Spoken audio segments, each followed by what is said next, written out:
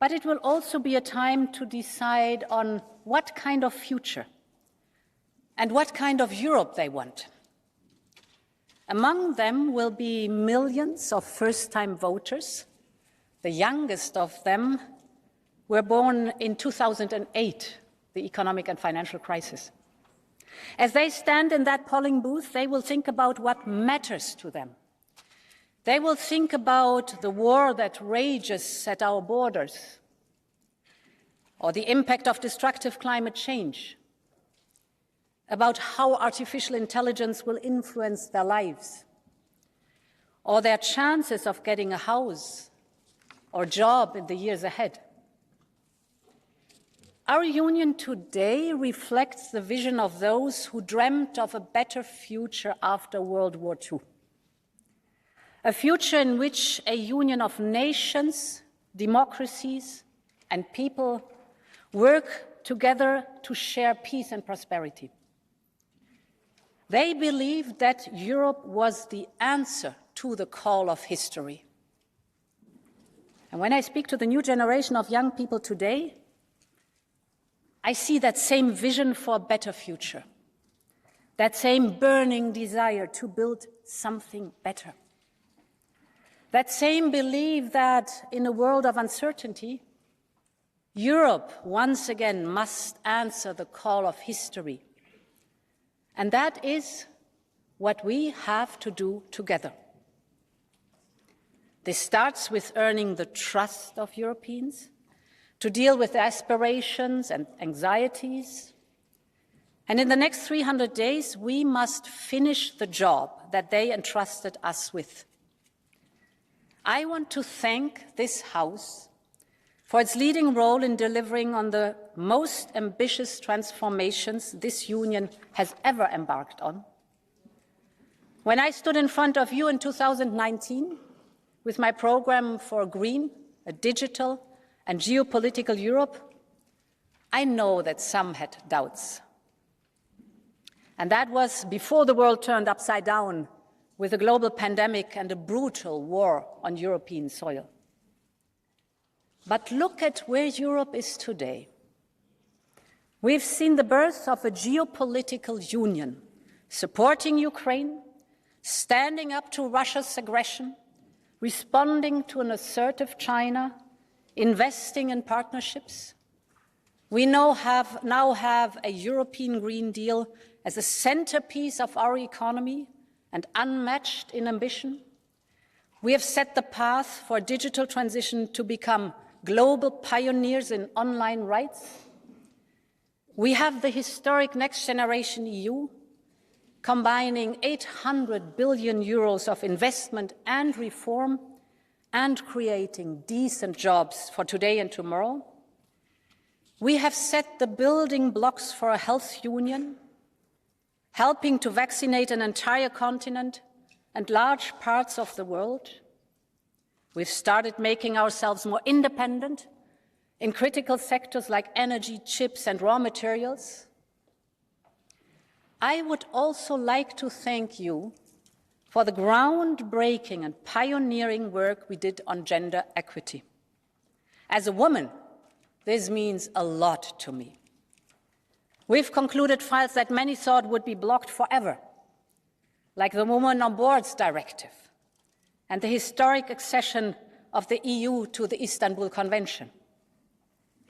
With the Directive on Pay Transparency, we have cast into law the basic principle that equal work deserves equal pay. There is not a single argument why, for the same type of work, a woman should be paid less than a man. But our work is far from over, and we must continue pushing for progress together.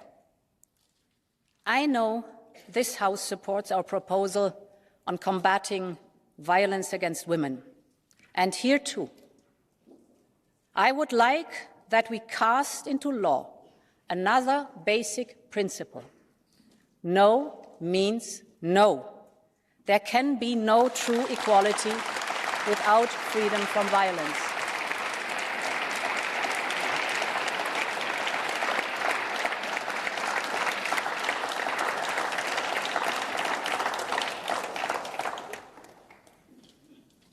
And thanks to this Parliament, to Member States and to my team of commissioners, we have delivered over 90% of the political guidelines I presented in 2019. Together, we have shown that when Europe is bold and united, it gets things done. And our work is far from over, so let's stand together, let's deliver today, and prepare for tomorrow. Honourable members, 4 years ago, the European Green Deal was our answer to the call of history. And this summer, the hottest ever on record in Europe, was a stark reminder of that. Greece and Spain were struck by ravaging wildfires and were hit again only a few weeks later by devastating floods. And we saw the chaos and carnage of extreme weather from Slovenia to Bulgaria and right across our union. This is the reality of a boiling planet. The European Green Deal was born out of this necessity to protect our planet. But it was also designed as an opportunity to preserve our future prosperity. We started this mandate by setting long-term perspective with the climate law and the 2050 goals. We shifted the climate agenda to being an economic one, and this has given clear sense of direction for investment and innovation. And we have already seen this growth strategy delivering in the short term. Europe's industry is showing every single day that it is ready to power this transition, proving that modernization and decarbonization can go hand in hand. In the last 5 years, the number of clean steel factories in the European Union has grown from 0 to 38. We're now attracting more investment in clean hydrogen than the United States and China together. And tomorrow I will be in Denmark with Prime Minister Mette Frederiksen to see that innovation firsthand. We will mark the launch of the first container ship powered by clean methanol made with solar energy. This is the strength of Europe's response to climate change. The European Green Deal provides the necessary frame, incentives and investment, but it is the people, the innovators, the inventors, the engineers who develop the solutions. And this is why, honourable members, as we enter the next phase of the European Green Deal, one thing will never change. We will keep supporting European industry throughout this transition. They can rely on that.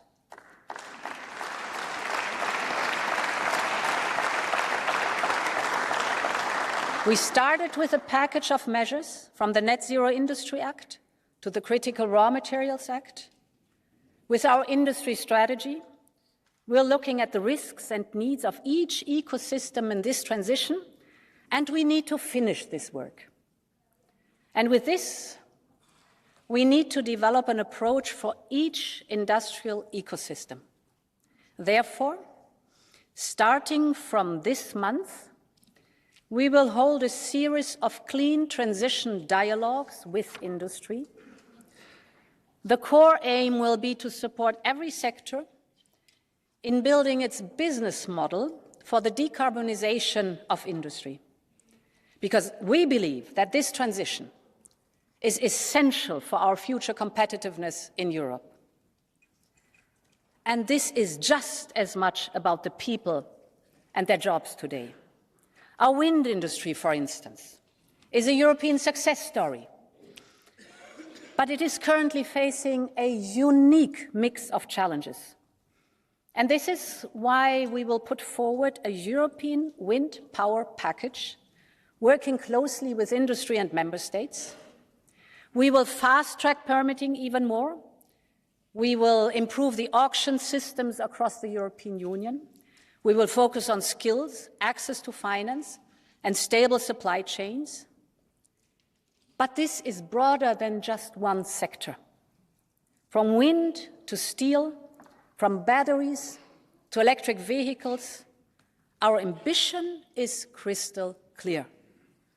The future of our clean tech industry has to be made in Europe. This is our task.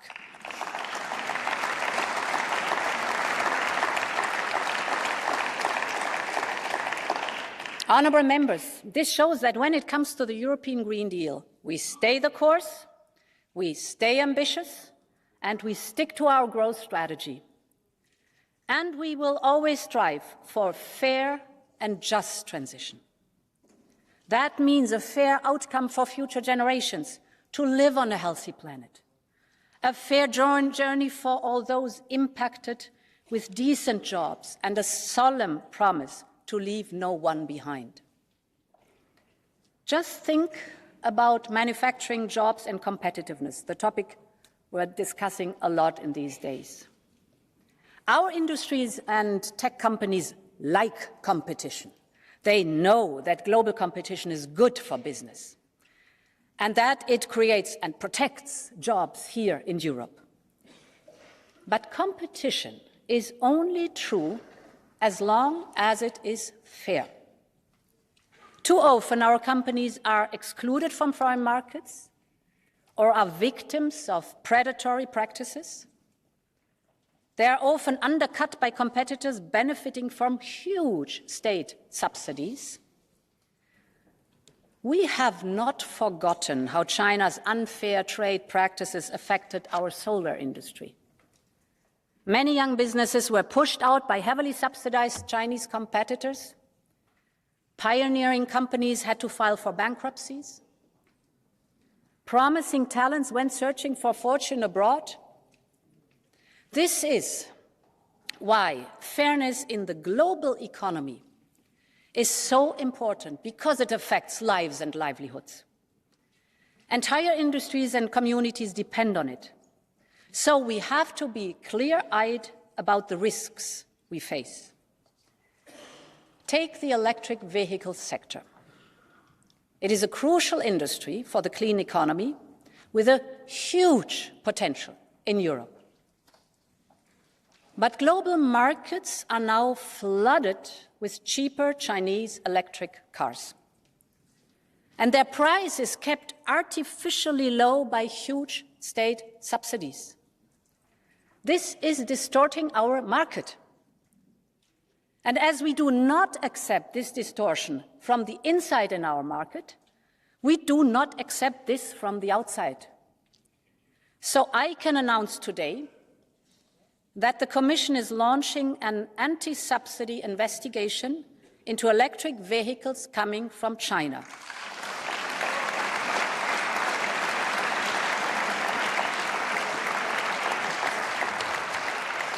Europe is open to competition, but not for a race to the bottom. We must defend ourselves against unfair practices. But equally, it is vital to keep open lines of communication and dialogue with China, because there are also topics where we can and have to cooperate. De-risk, not decouple. This will be my approach with the Chinese leadership at the EU-China Summit later this year. Meine Damen und Herren Abgeordnete. Ladies and gentlemen, in the European Union, we are proud of our cultural diversity. We are a Europe of the regions. We have a unique blend of languages, music, art, traditions, crafts, cuisines. And we are also a Europe which is a continent of unique biological diversity. There are about 6,500 species which are only found in Europe, nowhere else in the world. In northern Europe, we have the World Natural Heritage Site, the Wadden Sea, which is a unique habitat offering a home to rare species of flora and fauna. And it's a vital resource for millions of migratory birds. And with the Baltic, we have the largest area of brackish water in the world. And south of that, we have the European plain. We have vast tracts of moorland and wetland that characterises that plain. These regions are important allies against climate change. Protected moors and wetlands absorb huge volumes of greenhouse gases. They secure regional water cycles, and they are home to a unique biodiversity as well. We have a Europe that is a continent of forests, with the mighty coniferous forests of the north and east, the last remnants of virgin oak and beech forests in Central Europe, to the cork oak forests of Southern Europe. All of these forests are irreplaceable as a source of goods and services. They absorb carbon dioxide. They supply wood and indeed other products. They generate fertile soils. They filter the air, the water. Biodiversity and ecosystem services are absolutely essential for all of us in Europe. The loss of nature doesn't only destroy the foundations of our life, but also the feeling of what people consider home. That is something we must protect.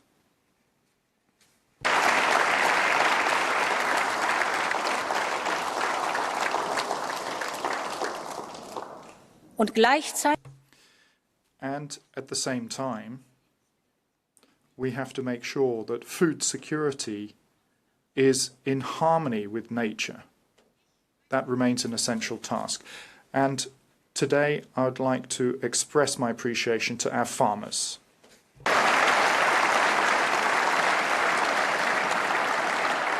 Meine Anerkennung und my appreciation and my gratitude that day by day they are always providing food for us, and producing healthy food, of course, is the fundamental task of our agricultural policy, the task of agriculture. And self-sufficiency in food is also important for us. That is something that our farmers are providing. It's not an easy task, because the consequences of Russia's aggression against Ukraine, climate change, bringing droughts, forest fires and flooding, but also new obligations, are all having a growing impact on farmers' work and farmers' incomes. And we must bear this in mind. Many are already working hard towards a more sustainable form of agriculture.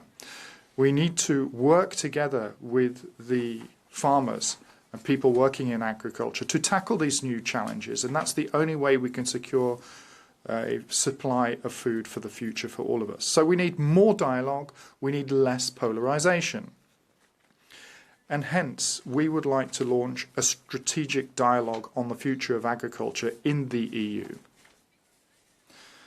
I am and remain convinced that agriculture and protection of our natural world can go hand in hand. We need both.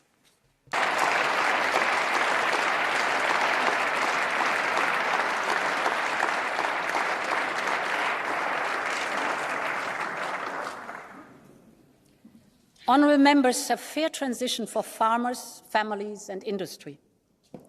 This is the hallmark of this mandate. And it is all the more important as we face strong economic headwinds.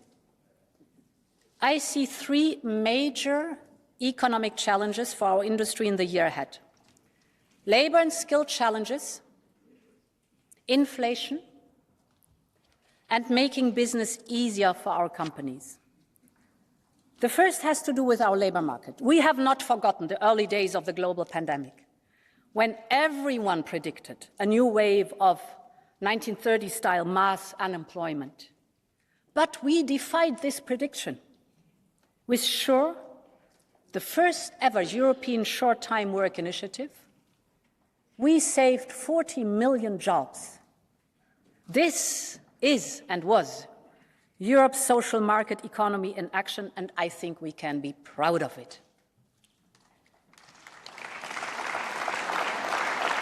We then immediately restarted our economic engine thanks to Next Generation EU. And today we see the results. Europe is close to full employment. Instead of millions of people looking for jobs, millions of jobs are looking for people. Labour and skill shortages are reaching record levels, both here and across all major economies.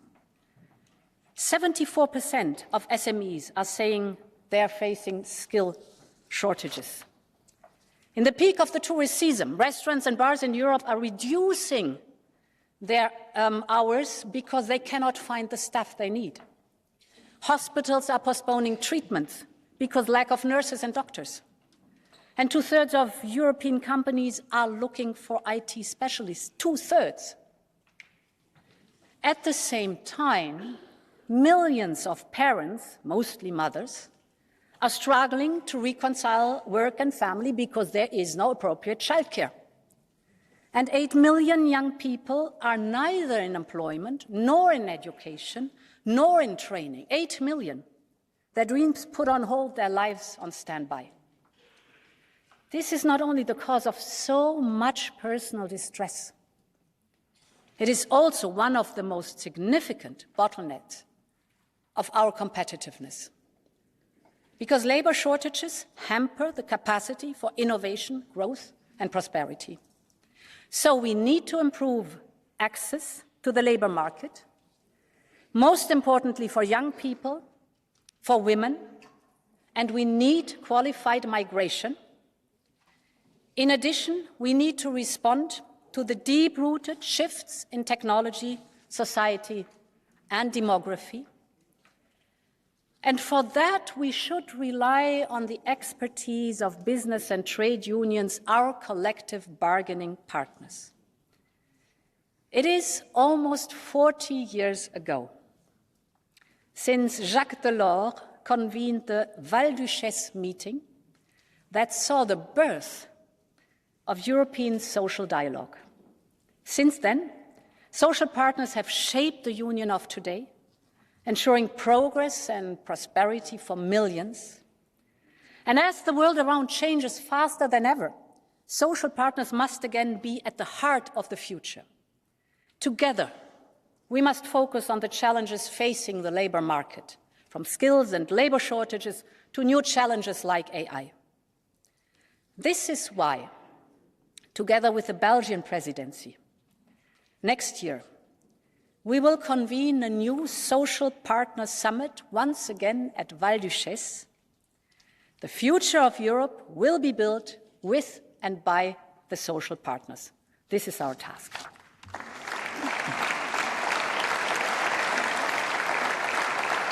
The second major economic challenge, persistent high inflation. Christine Lagarde and the European Central Bank are working hard to keep inflation under control. We know that returning to the ECB's medium-term target will take some time. The good news is that Europe has started bringing energy prices down. We have not forgotten Putin's deliberate use of gas as a weapon and how it triggered fears of blackout and an energy crisis like in the 70s. Many thought we would not make it through the winter because of lack of energy, but we made it. We made it because we stayed united, pooling our demand and buying energy together. And at the same time, and different to the 70s, we used this crisis to massively invest in renewable energy and fast-track the clean transition. We used Europe's critical mass to bring prices down and secure our supply. Just take this, the price for gas in Europe was over 300 euros per megawatt hour 1 year ago. It is now around 35. 300 today, 35. So we need to look at how we can replicate this model of power, purchasing power at the market, a model of success also in other fields like critical raw materials and, for example, clean hydrogen. The third challenge of European companies is about making it easier to do business. Small companies do not have the capacity to cope with complex administration, or they are held back by lengthy processes. This often means they do less with the time they have, and that they miss out on opportunities to grow. This is why Before the end of the year, we will appoint an EU SME envoy reporting directly to me.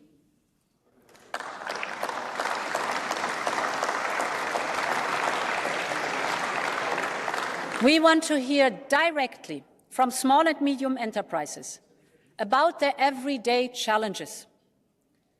For every new piece of legislation, we conduct a competitiveness check by an independent board. And next month, we will make the first legislative proposal towards reducing reporting obligations at the European level by 25%.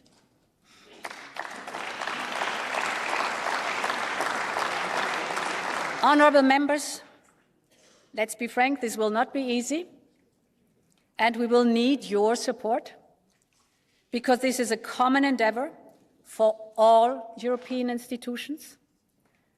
So we also have to work with member states to match the 25% of reduction also at national level. I think it's time to make business easier in Europe.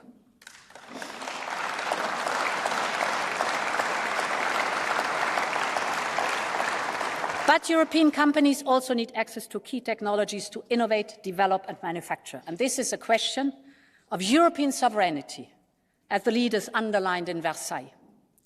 It is an economic and national security imperative to preserve a European edge on critical and emerging technologies. This European industrial policy also requires common European funding. And this is why, as part of our proposal for a review of our budget, we proposed the STEP platform. With STEP, we can boost, leverage and steer EU funds to invest in everything from microelectronics to quantum computing and AI, from biotech to clean tech. Our companies need this support now. So I urge for a quick agreement on our budget proposal, and I know I can count on this House. And there's more when it comes to competitiveness. We have seen real bottlenecks along global supply chains, including because of the deliberate policies of other countries.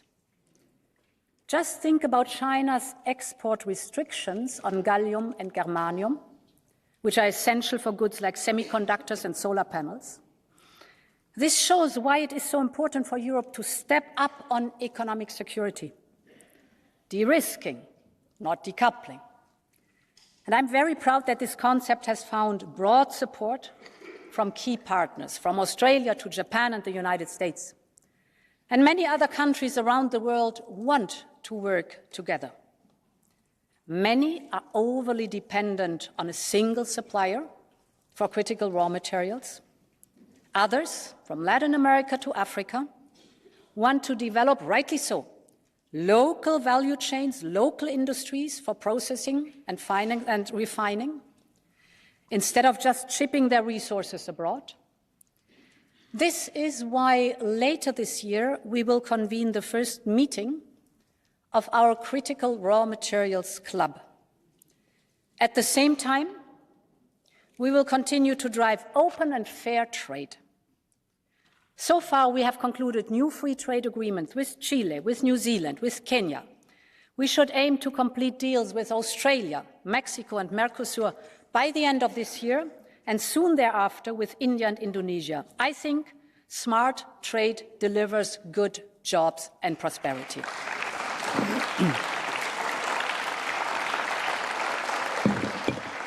Honourable members, these three challenges, labour, inflation and business environment, come at a time when we are also asking industry to lead on the clean transition. So we need to look further ahead and set out how we remain competitive as we do that. And that is why I have asked Mario Draghi, one of Europe's great economic minds, to prepare a report on the future of European competitiveness, because Europe will do whatever it takes to keep its competitive edge.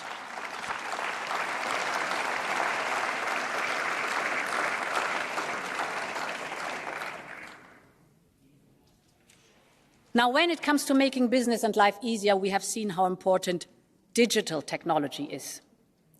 It is telling that we have far overshot the 20% investment target in digital projects in Next Generation EU.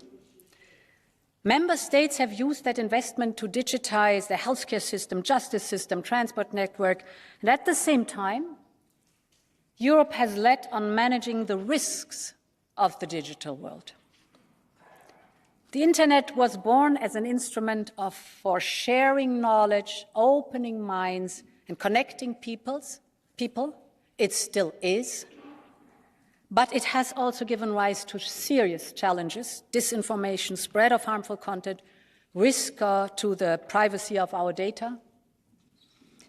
All of this led to a lack of trust and sometimes a breach of fundamental rights of people. In response, Europe has become the global pioneer of citizens' rights in the digital world. The DSA and DMA are creating a safer digital space where fundamental rights are protected. And they are ensuring fairness and clear responsibility for big tech. This is an historic achievement, and I think we should be proud of it. The same should be true for artificial intelligence. It will improve, without any question, healthcare, boost productivity, address climate change. We need it. But we also should not underestimate the real threats coming from AI, mostly Gen AI. Hundreds of leading AI developers, academics, and experts warned recently in the following words, and I quote, "Mitigating the risk of extinction from AI should be a global priority, alongside other societal scale risks such as pandemics and nuclear war." End of quote.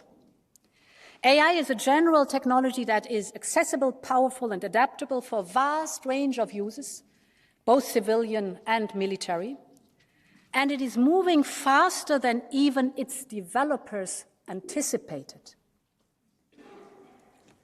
So we have a narrowing window of opportunity to guide this technology responsibly. And I believe Europe, together with partners, should lead the way on a new global framework on AI built on 3 pillars: guardrails, governance, and guiding innovation. First, guardrails. Our #1 priority is to ensure AI develops in a human-centric, transparent, and responsible way. And this is why in my political guidelines I committed to setting out a legislative approach in the first 100 days. You remember we put forward the AI Act, the world's first comprehensive pro-innovation AI law. And I want to thank this House and the Council for the tireless work on this groundbreaking law. Our AI Act is already a blueprint for the whole work. We must now focus on adopting the rules as soon as possible and turn to implementation. The second pillar is governance.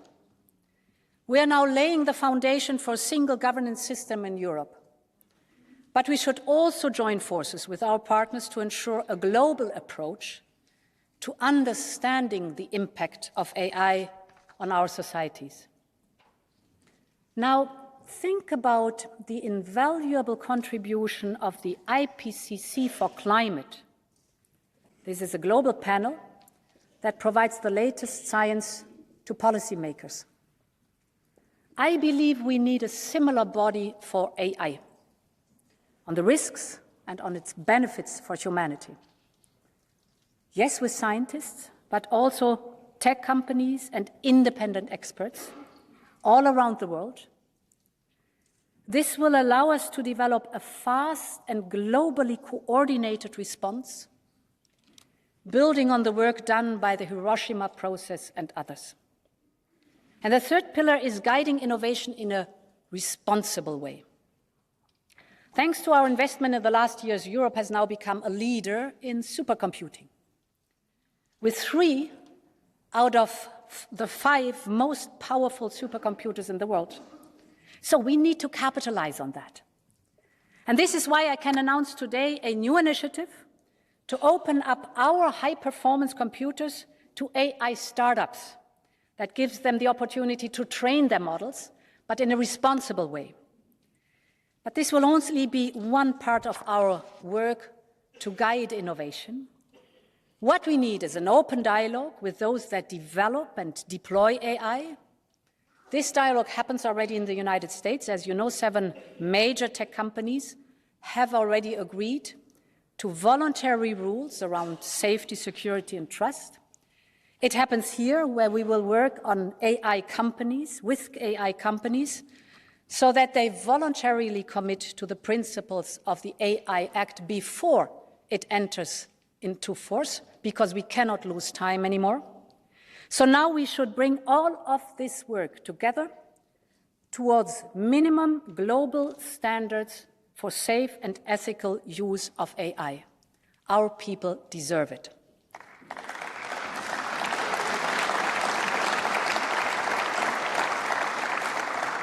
Honourable members, when I stood here 4 years ago, I said that if we are united in the inside, nobody will divide us from the outside.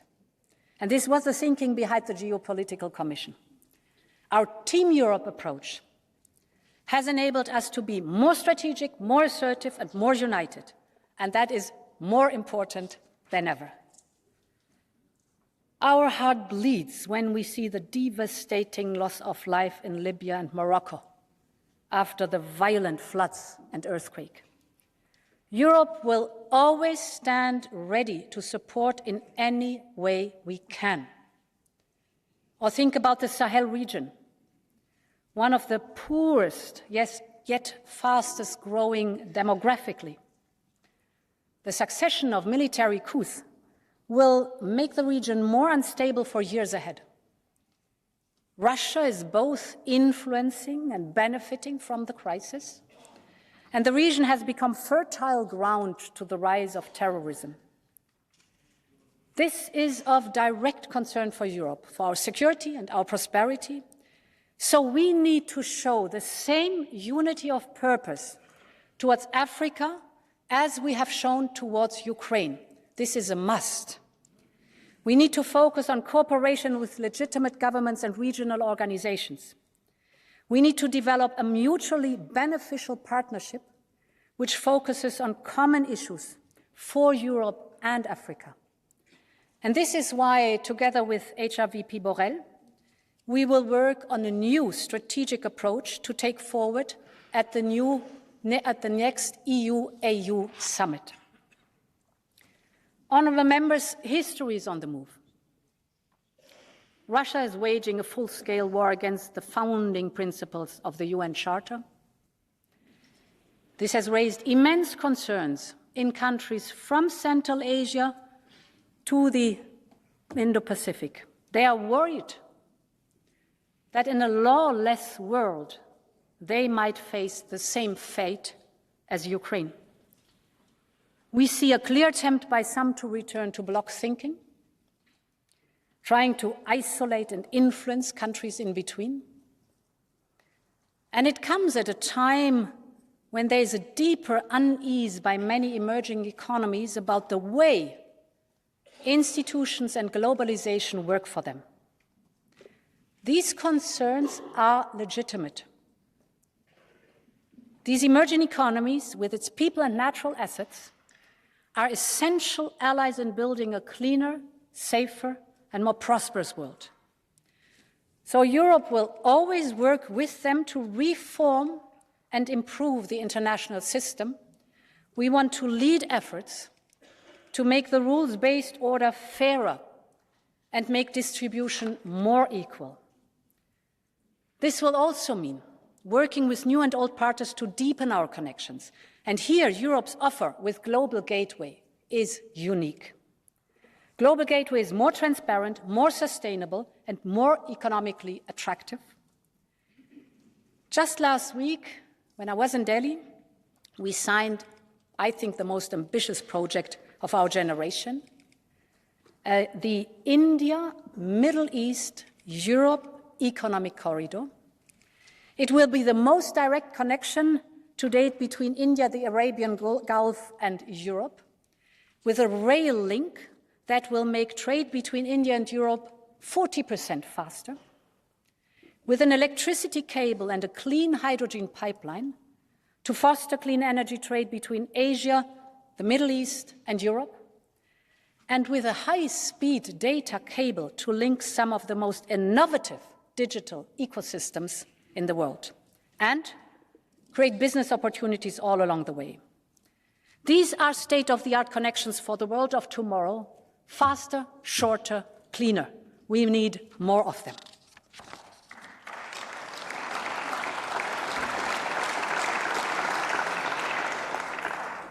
And Global Gateway is making the real difference. I've seen it in Latin America, Southeast Asia, and across Africa, from building a local hydrogen economy with Namibia and Kenya, to the digital economy with the Philippines.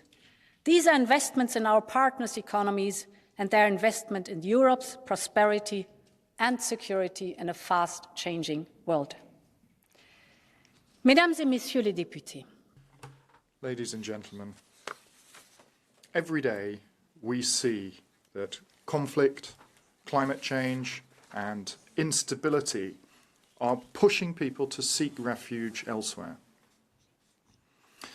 I have always had a steadfast conviction that migration needs to be managed. It needs endurance and patient work together with our key partners. And above all, it requires unity within our union. And this is the spirit in which the new Pact on Migration and Asylum has been established. When I took office, there didn't seem to be any possible compromise that could be forged, but with this pact we managed to strike a new balance between protecting borders and protecting people, between sovereignty and solidarity, between security and humanity. We listened to all the member states and we focused on all the migratory routes, and we translated the spirit of the pact into practical solutions. We were fast and resolute in responding to the hybrid attack that Belarus launched against us, and we worked closely with our partners in the Western Balkans and reduced irregular flows.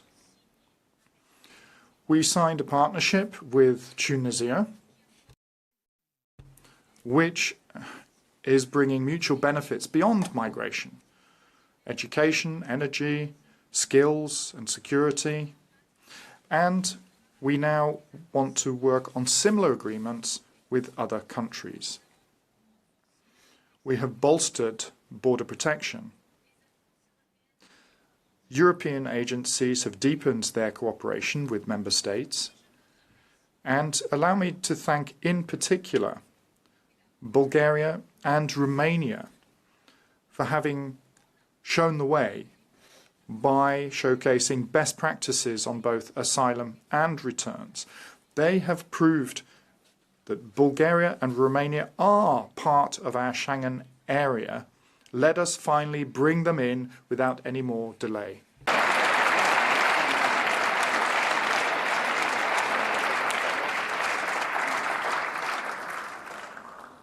Mesdames et Messieurs, notre... Ladies and gentlemen, our work on migration is based on the conviction that unity is definitely within reach. An agreement on the pact has never been so close. Parliament and the Council now have a historic opportunity to get this over the line. Let us show that Europe can manage migration effectively and with compassion. Let us get this work done.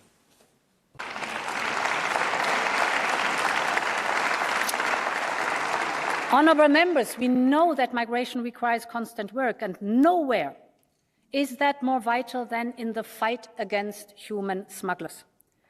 They attract desperate people with their lies and put them on deadly routes across the desert or on boats that are unfit for the sea.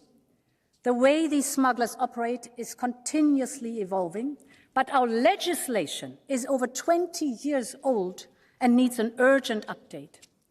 So we need new legislation and a new governance structure. We need stronger law enforcement, prosecution, and a more prominent role for our agency, Europol, Eurojust, and Frontex. And we need to work with our partners to tackle this global plague of human trafficking. And this is why the Commission will organize an international conference on fighting people smuggling. It is time to put an end to this callous and criminal business.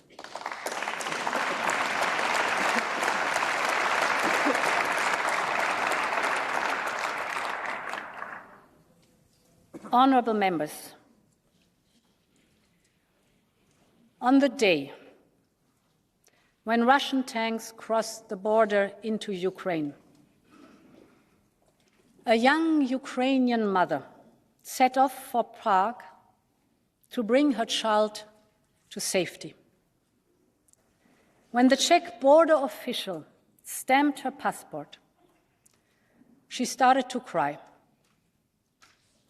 Her son didn't understand, and he asked his mother why she was crying. She answered, "Because we are at home." "But this is not Ukraine," he said. So she explained, "This is Europe." On that day, that Ukrainian mother felt that Europe was her home.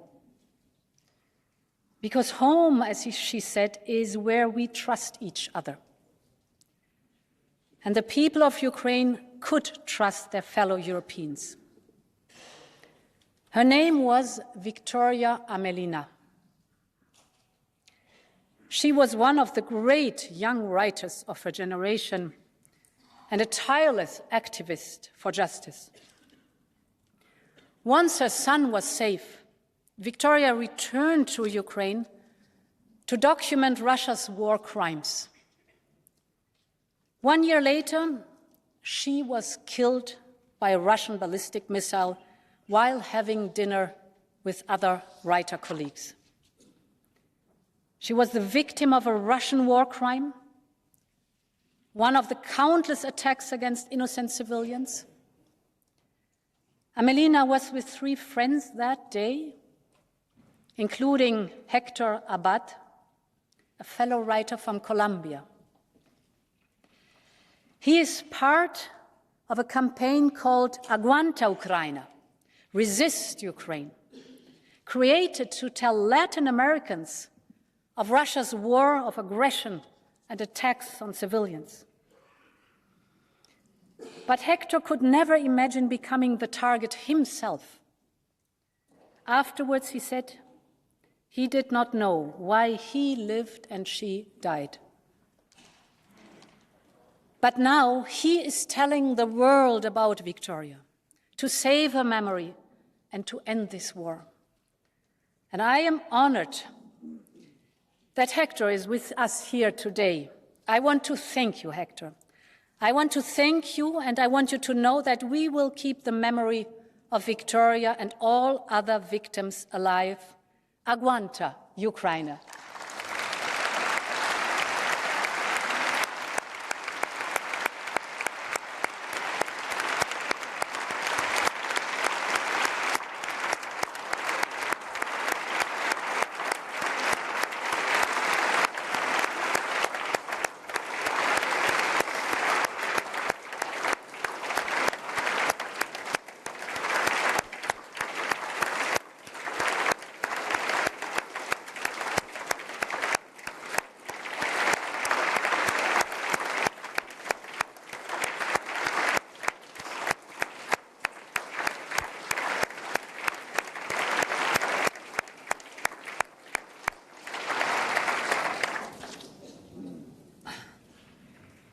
Honourable members, we will be at Ukraine's side every step of the way, for as long as it takes.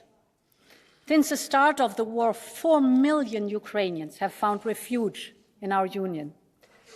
And I want to say to them that they are as welcome now as they were in those fateful first weeks. We have ensured that they have access to housing, healthcare, the job market, and much more. And honourable members, this was Europe answering the call of history. And so I am proud to announce that the Commission will propose to extend our temporary protection to Ukrainians in the European Union. Our support to Ukraine will endure.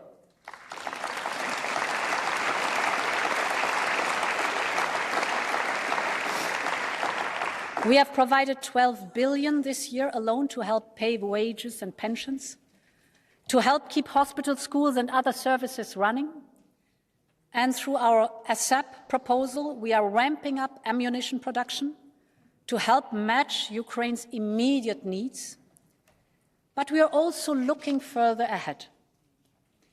And this is why we have proposed an additional 50 billion euros for over 4 years for investment and reforms. This will help build Ukraine's future to rebuild a modern and prosperous country. And that future is clear to see. This House has said it out loud. The future of Ukraine is in our Union. The future of the Western Balkans is in our Union. The future of Moldova is in our Union.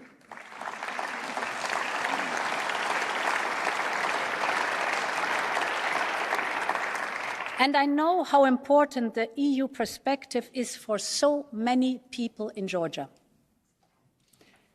Honourable members, I started by speaking of Europe's responding to the call of history. And history is now calling us to work on completing our union. In a world where some are trying to pick off countries one by one, we cannot afford to leave our fellow Europeans behind. In a world where size and weight matters, it is clearly in Europe's strategic interest to complete our union.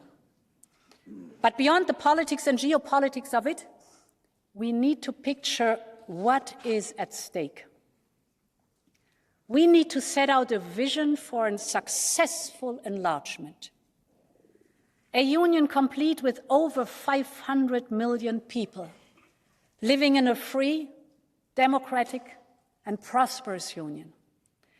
A union complete with young people who can live, study, and work in freedom. A union complete with vibrant democracies in which judiciaries are independent, oppositions are respected, and journalists are respected. Because the rule of law and fundamental rights are always and will always be the foundation of our union in current and in future member states.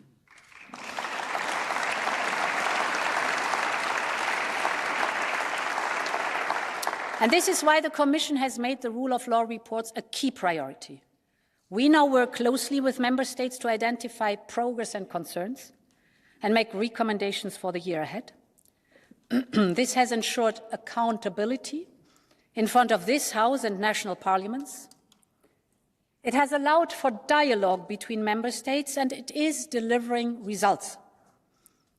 I believe that we can do the same for future member states.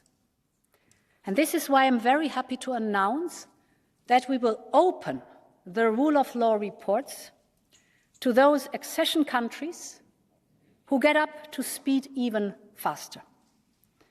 This will place them on an equal footing with member states and support them in their reform efforts. And it will help ensure that our future is a union of freedom, rights, and values for all.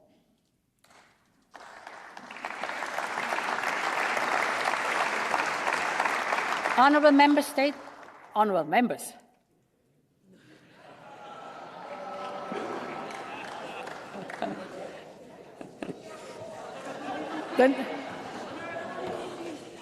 The next sentence is, this is on our shared interest. Parliament, member states and Commission. This is in our shared interest.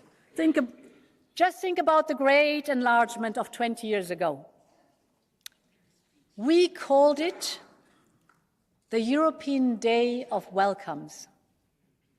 And it was a triumph of determination and hope over the burdens of the past. And in the 20 years since, we have seen an economic success story which has improved the lives of millions. I want us to look forward to the next European Day of Welcomes and the next economic success stories. I know this is not an easy road. Accession is merits-based, and the Commission will always defend this principle. It takes hard work and leadership, but there is already a lot of progress. We have seen the great strides Ukraine has already made since we granted them candidate status. And we've seen the determination of other candidate countries to reform. So, honourable members, it is now time for us to match this determination. And that means thinking about how we get ready for a completed union. We need to move past old binary debates about enlargement. This is not a question of deepening integration or widening the union. We can and we must do both to give us the geopolitical weight and the capacity to act. And this is what our union has always done. Each wave of enlargement came with a political deepening. We went from coal and steel towards full economic integration. And after the fall of the Iron Curtain, we turned an economic project into a true union of people and states. I believe that the next enlargement must also be a catalyst for progress. We have started to build a health union at 27, and I believe we can finish it at 30 plus. We have started to build a European Defence Union by 27. I'm convinced we can finish it at 30 plus. We have proven that we can be a geopolitical union and showed that we can move fast when we are united. And I believe that Team Europe also works at 30 plus. Honourable member, I know this House believes the same. And the European Parliament has always been one of the main drivers of European integration. It has been so throughout the decades, and it is once again today. And I will always support this House and all of those who want to reform the European Union to make it work better for citizens. And yes, that means including through a European Convention and treaty change if and where it is needed.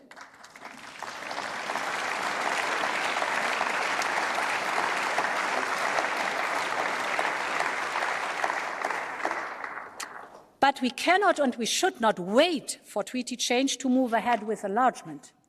A union fit for enlargement can be achieved faster. That means answering practical questions about how a union of over 30 countries will work in practice, and in particular about our capacity to act. The good news is that with every enlargement, those who said it would make us less efficient were proven wrong. Take the last few years. We agreed on Next Generation EU at 27. We agreed to buy vaccines by 27. We agreed on sanctions in record times, also at 27. We agreed to purchase natural gas not only at 27, but already including Ukraine, Moldova, and Serbia. So it can be done. But we need to look closer at each policy and see how they could be affected by a larger union. And this is why the Commission will start working on a series of pre-enlargement policy reviews to see how each area might need to be adapted to a larger union. We will need to think about how our institutions would work, how the Parliament and the Commission would work. We need to discuss the future of our budget in terms of what it finances, how it finances it, and how it is financed. And we need to understand how to ensure credible security commitments in a world where deterrence matters more than ever. These are questions we must address today if we want to be ready for tomorrow. And the Commission will play its part. And this is why we will put forward our ideas to the leaders' discussion under the Belgian presidency. We will be driven by the belief that completing our union is the best investment in peace, security, and prosperity for our continent. So, it is time for Europe to once again think big and write our own destiny.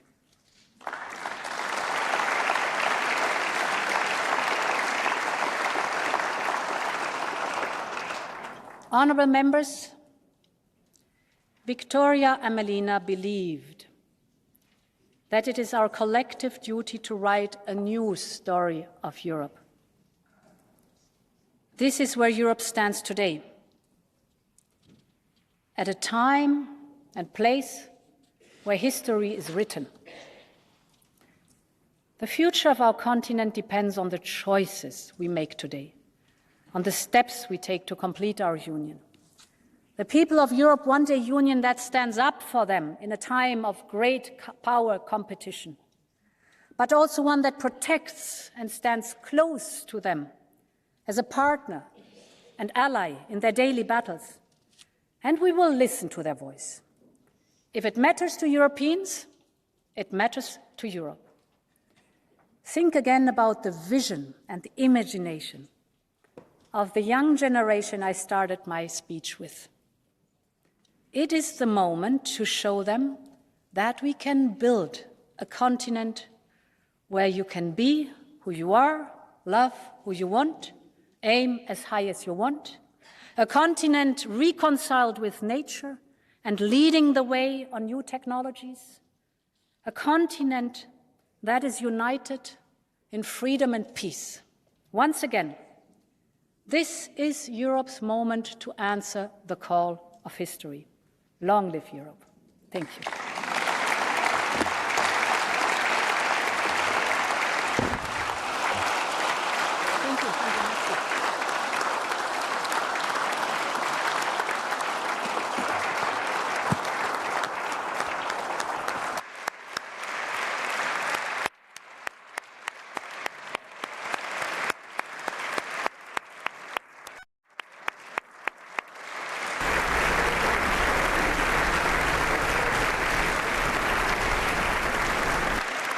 Thank you very much.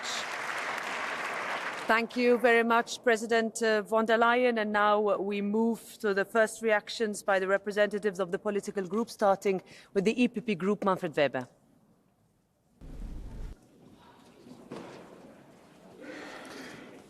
Madam President of the European Parliament, Madam President, European Commission, Spanish Presidency, dear colleagues. Madam President, thank you for your speech today. You're right. The state of the Union is strong, also thanks to your leadership and the good cooperation with this European Parliament. Together, you said it, we made the right decisions in the last years. The decision on the European vaccines, not have first and second class Europeans, right. The decision on setting up a recovery fund, right. The decision to make Europe the front runner against climate change, right. The decision to stop EU funds if the rule of law is not respected, right. The decision on Brexit agreement, on sanctions against Russia, and the decision to support Ukraine and its accession to the European Union, right. Together we are stronger. That is the message we can deliver to European citizens. Dear Ratche, dear Stefan, I also want to thank you for our successful cooperation during these crucial moments. The political engine of Europe works. The von der Leyen majority made it possible. For us, Europe is people's home. We have to deliver for everyone and leave nobody behind. We must listen to the people's concerned, not lecture them. And we have to build up bridges and not deepen the divisions in our society. And set people's priorities for Europe. I want to speak today about 3 EPP priorities. First, This week, the European Commission lowered the economic outlook, and inflation is hitting all Europeans hard, the poorest even harder. That's the biggest social question today. We need growth, we need jobs, we need decent incomes, we need prosperity, we need a strong industry. And that is why